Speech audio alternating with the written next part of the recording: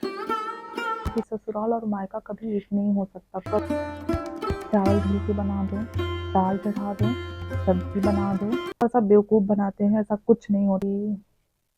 ये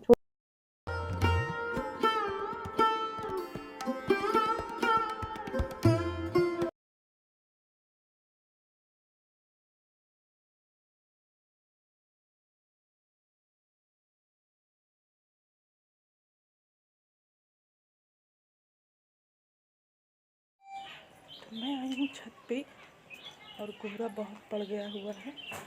पीछे देख सकते हो आप मेरे कितना कोहरा पड़ा हुआ है। आज है 5 नवंबर और 5 नवंबर के दिन पहला कोहरा स्टार्ट हो गया है।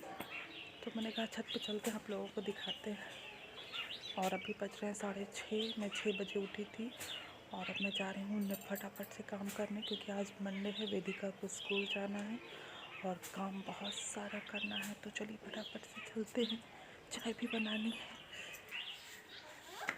फिर मेरा वीडियो बना रही हो। हेलो।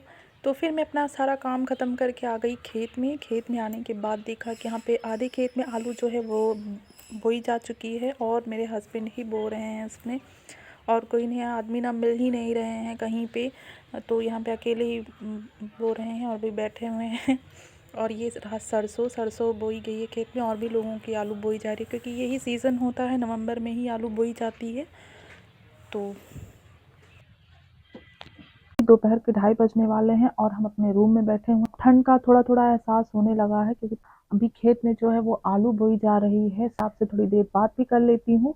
और आज मैंने अपना हेयर वॉश किया था और मास्क अप्लाई करती हूँ और सीरम भी लगाती हूँ, बट कोई फ़ायदा नहीं हो रहा है और सब बेवकूफ़ बनाते हैं। ऐसा कुछ नहीं होता है कि ये सीरम लगाओ, वो सीरम लगाओ, ये हेयर मास्क लगाओ, वो हेयर मास्क लगाओ। दैट वेरी मतलब कुछ नहीं होता है। बस एक शैम्पू अप्लाई करिए, एक तेल अप्लाई करिए, बस। कुछ ऐसा कोई शैम्पू नहीं है, ऐसा कोई ऑयल नहीं है जो मैंने ट्राई ना किया हो। सब कहने का है, ये जो ऐड का आता है, सीरम का ऐड आता है वगैरह वगैरह, जितने सारे वो सब पैसे कमाने का चीज़ें स्किप करिए और नेचुरल जो चीज़ें होती हैं वो अप्लाई करिए। ब्रश नहीं होगा। मेरे कमर के नीचे तक बाल थे जब मैं पढ़ने जाती थी क्लास में। तो चोटी जो है, मेरी मम्मी चोटी बनाती थी, तो वो चोटी लटकती रहती थी और आगे पकड़ के मेरी चोटी करते थे।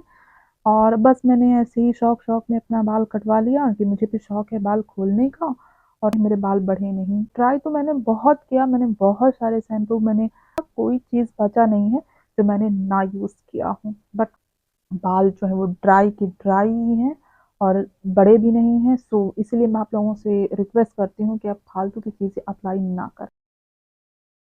मैं सच बताऊँ आप लोगों को, तो मुझे विंटर का सीज़न बहुत पसंद है। मुझे विंटर का ही मौसम बहुत अच्छा लगता है कि विंटर में आप एक जगह, आपको ठंड लग रही है, आप स्वेटर डाल लो, पहन लो, आग के पास बैठ जाओ और क्या है, नहीं आपका है तो कहीं भी आप इधर-उधर टहल। मगर समर में ऐसा ना, मुझे आई हेट समर सीज़न, मुझे समर बिल्कुल भी अच्छा नहीं लगता। 3 नवंबर संडे, तो धीरे-धीरे ठंड पड़ने लगी है और ये छोटी सी है ना, बहुत अच्छी लगती, क्यूट लगती। वेदिका इसको जब छोटी थी तो उसको लेके सोती थी और इसका एक पैर जो है ना वो खराब हो गया है, मैं उठा लाई।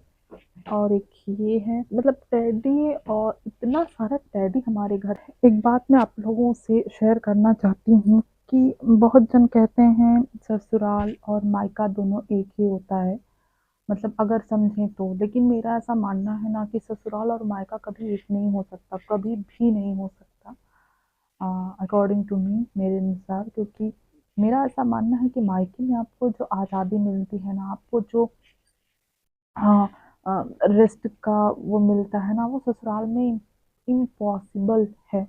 इम्पॉसिबल है, वो कभी नहीं मिल सकता आपको ससुराल में। मायके में अगर आपको थोड़ी थकान लगी है या फिर आप पीरियड में हो, आपका खाना बनाने का मन नहीं है और या तबीयत भी खराब हो गई, आपकी इच्छा नहीं है, तो माँ कहती है ठीक है रहने दो, मैं बना लूँगी, मैं कर लूँगी, वो बोलती हैं कि। लेकिन ससुराल में ऐसा नहीं है। ससुराल में आपको बुखार हो, आपका हाथ पैर दर्द कर रहा हो, आप पीरियड में भी। और एक चीज़ मुझे बताना कि कुछ लोगों के यहाँ होता होगा, ये चीज़ें कि जैसे आप पीरियड में हो तो अगर कोई मंथ लिया है तो खाना नहीं खाता है बनाया हुआ, जो पीरियड में रहती हैं औरतें। एक चीज़ होती है कि आप चावल धुल के बना दो, दाल चढ़ा दो, सब्जी बना दो और आटा गूँथ के इसकी इस ग्रंथ में लिखा है कि ये सब चीज़ें करने पे हम लोग जो है मतलब कौन-सा लॉजिक है, ये मुझे समझ में नहीं आता। ये सारी चीज़ें हम लोग करके रख देते भी।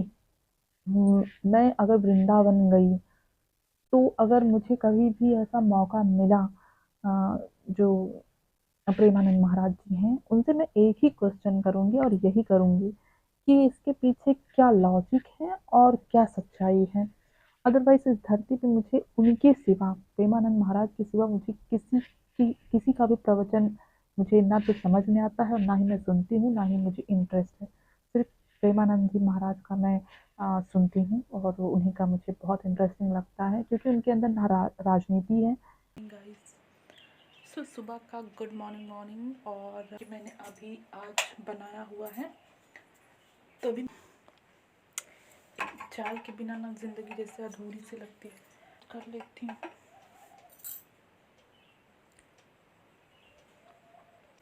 ग्रीन चटनी ना बेहद स्वादिष्ट लगती है। टेस्टी। टेस्टी है। अब लंच में ले जाओगी इडली? हाँ। अच्छा। नहीं तो लंच में पराठा और आलू की सब्जी दे देना। और इडली? हाँ? और इडली? हाँ। ठीक है, दे दूँगी।